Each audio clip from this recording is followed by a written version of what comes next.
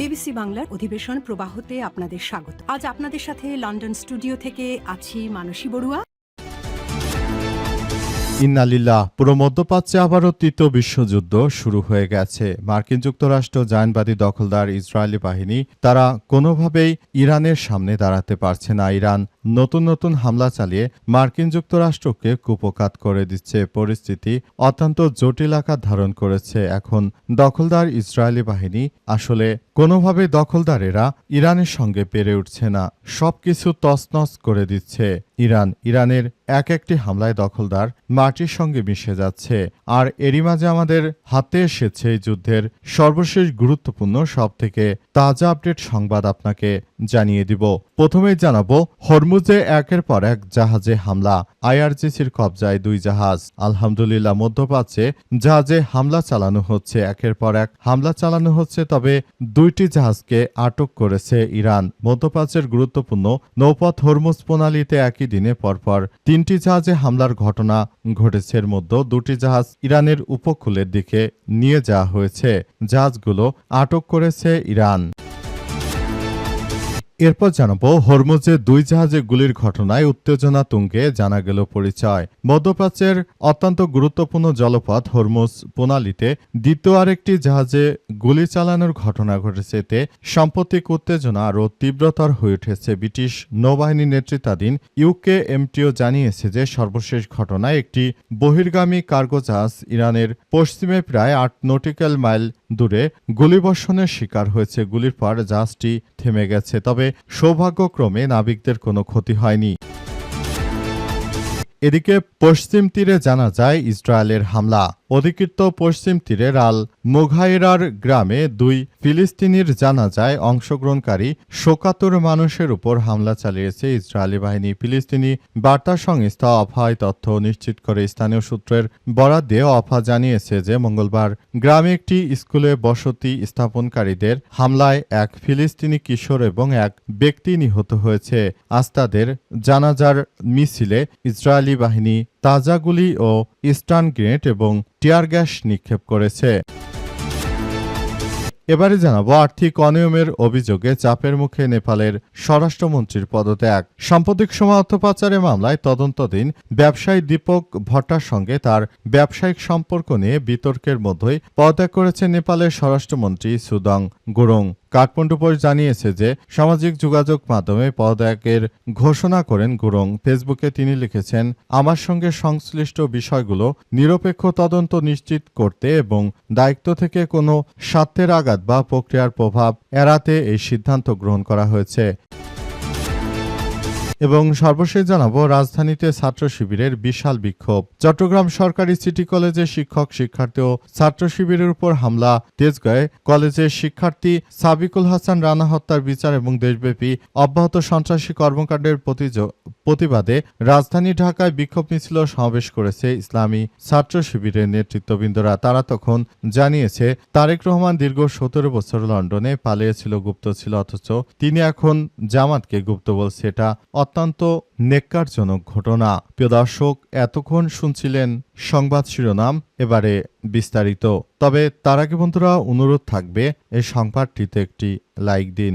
এই চ্যানেলে আপনি নতুন হয়ে থাকলে আমাদের সংবাদটি দেখতে দেখতে চ্যানেলটি সাবস্ক্রাইব করে রাখুন। কমেন্ট করে বন্ধুরা আপনার মূল্যবান মতামত জানিয়ে দিন আপনি বিশ্বের কোন দেশ থেকে বা বাংলাদেশের কোন স্থান থেকে আমাদের সংবাদটি দেখছেন এবং শুনছেন। আর বন্ধুরা সংবাদটি আপনার সোশ্যাল মিডিয়া ফেসবুকে শেয়ার করে বন্ধুদেরও দেখার সুযোগ করে দিন। গাজা যুদ্ধে আপনি যদি নিরীহ ফিলিস্তিনিদের ভালোবেসে থাকেন কমেন্টে ইয়েস লিখে পুরো বিশ্বকে আমাদের এই সংবাদটি দেখার সুযোগ করে দিন। এবারে বিস্তারিত। হরমুজে একের পর এক জাহাজে হামলা, আইআরজিসির কবজায় 2। মধ্যপ্রাচ্যে গুরুত্বপূর্ণ নৌপথ হরমুজ প্রণালীতে একের পর এক হামলা করছে আইআরজিসি। মধ্যপ্রাচ্যে হরমুজ প্রণালী দিয়ে যেসব জাহাজ চলাচল করছে সেই জাহাজগুলোকে এক একে ধসিয়ে দিচ্ছে ইরানের ইসলামী বিপ্লবী গার্ড বাহিনীর সদস্যরা। জানা গেছে আইআরজিসির পক্ষ থেকে বলা হয়েছে যে পুরো মধ্যপ্রাচ্য জুড়ে যারা এই জাহাজগুলো ইরানের কাছ থেকে অনুমতি ছাড়া যারাই জাহাজগুলো চলাচল করতে চাইবে তাদের বিরুদ্ধে ভয়াবহ ব্যবস্থা গ্রহণ করা হবে। পুরো মধ্যপ্রাচ্য জুড়ে দখলদার ইসরায়েলি বাহিনী ও মার্কিন যুক্তরাষ্ট্রকে চরমভাবে শিক্ষা দেবে ইরানের ইসলামী বিপ্লবী গার্ড বাহিনীর সদস্যরা। তারা সেভাবেই প্রস্তুতি গ্রহণ করতে শুরু করেছে। পরিস্থিতি এখন থমথমে অবস্থা বিরাজ করছে। সবকিছু ধ্বংসস্তূপে পরিণত হয়েছে। মধ্যপ্রাচ্যের সবকিছু তছনছ করে দিচ্ছে জায়নবাদী দখলদারেরা। ইরানও কম যায় না। তারা মধ্যপ্রাচ্যে তাদের হরমুজ প্রণালী ব্যবহার করে যেসব জাহাজ চলাচল করছে সেসব জাহাজে মূলত এই আক্রমণ চালানো হচ্ছে। আজ দুইটি জাহাজে একে একে হামলা চালানো হয়েছে ইরানের পক্ষ থেকে এবং বর্তমান পরিস্থিতিতে এটি অত্যন্ত গুরুত্বপূর্ণ একটি ইস্যু হয়ে দাঁড়িয়েছে এবং এর জন্য দখলদার ইসরায়েলি বাহিনী তারা পরিস্থিতি মোকাবেলা করার জন্য সবকিছু করছে এবং তারা ইতিমধ্যে এই বিষয়গুলোকে অত্যন্ত গুরুত্ব সহকারে দেখছে। হরমুজ প্রণালীতে ইরানের অনুমতি ছাড়া কোনো জাহাজই চলাচল করতে পারবে না। পরিস্থিতি যদি এভাবে চলতে থাকে তাহলে এটি আরো ভয়াবহ আকার ধারণ করবে এবং অত্যন্ত দুঃখজনক হলেও সত্য যে আসলে এই পরিস্থিতির মধ্যে দখলদারেরা তারা শুরু থেকেই বড় ধরনের সমস্যা সৃষ্টি করেছে এবং এই সমস্যাগুলোর মধ্য দিয়ে মূলত এখনও সবকিছু সেভাবেই চলাচল করছে এবং সবকিছু দখলদারেরা তারা নিয়ন্ত্রণ করতে পারছে না। ইরানের নিয়ন্ত্রণে চলে গেছে পুরো মধ্যপ্রাচ্য। এখন ইহুদিবাদীরা তারা চেয়ে চেয়ে দেখছে কি করা যায়। হরমুজে দুই জাহাজে গুলির ঘটনায় উত্তেজনা তুঙ্গে জানা গেল পরিচয়। মধ্যপ্রাচ্যে অত্যন্ত গুরুত্বপূর্ণ জলপথ হরমুজ প্রণালীতে দ্বিতীয় আরেকটি জাহাজে গুলির ঘটনা ঘটেছে। এতে সাম্প্রতিক উত্তেজনা আরও তীব্রতর হয়ে উঠেছে। ব্রিটিশ নৌবাহিনী নেতৃত্বাধীন ইউকেএমটিও জানিয়েছে যে সর্বশেষ ঘটনায় একটি বহির্গামী কার্গো জাহাজে ইরানের পশ্চিমে প্রায় ৮ নটিক্যাল মাইল দূরে গুলিবর্ষণের শিকার হয়। গুলির পর জাহাজটি থেমে যায়, তবে সৌভাগ্যক্রমে কোনো ক্ষয়ক্ষতি হয়নি এবং জাহাজের সব নাবিক সুস্থ আছে। ইউকেএমটিও আরও সতর্ক করে জানিয়েছে হরমুজ প্রণালীতে বর্তমান উচ্চমাত্রার সামরিক উপস্থিতি ও সন্দেহজনক তৎপরতা চলছে এবং যে কোনো অস্বাভাবিক ঘটনাগুলো যেন না ঘটে সেজন্য আর আসলে পরিস্থিতি থমথমে অবস্থা বিরাজ করছে। পুরো মধ্যপ্রাচ্য জুড়ে দখলদার জায়নবাদীরা যে ধরনের কার্যক্রম শুরু করেছে এটি কোনোভাবে গ্রহণযোগ্য হতে পারে না। পরিস্থিতি থমথমে অবস্থা বিরাজ করছে। পরিস্থিতির মধ্য দিয়ে যাচ্ছে দখলদার ইসরায়েলি বাহিনী এবং মার্কিন যুক্তরাষ্ট্র। তারা শুরু থেকে জায়নবাদীরা যে ধরনের কার্যক্রম শুরু করেছে এটা আসলে কোনোভাবে গ্রহণযোগ্য হতে পারে না। পরিস্থিতি এখন থমথমে অবস্থা বিরাজ করার মধ্য দিয়ে এগিয়ে যাচ্ছে এবং এই নেতৃত্বাধীন আসলে সবকিছু অত্যন্ত জটিল আকার ধারণ করেছে এবং এই পরিস্থিতির মধ্য দিয়ে পড়তে হচ্ছে। সবকিছু তছনছ হয়ে যাচ্ছে। পশ্চিম তীরে জানা যায় ইসরায়েলের হামলা।